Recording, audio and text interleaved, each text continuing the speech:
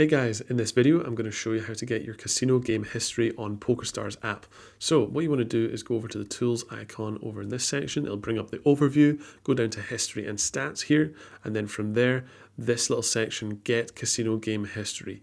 Click in there, and what it's going to do for you is once you go through the settings right here, you can receive a text sort of history via email from Pokerstars, and it'll explain everything that's happened in your games. So from there, you can select either my last up to 500 different games that you've played, or you can check this box and for the last 1 year or so, up to 1 year, or you can go to the game number and type in the specific game, a selection of different languages, and then once everything has been submitted, you can press the submit button right there and then receive that email from Pokerstars.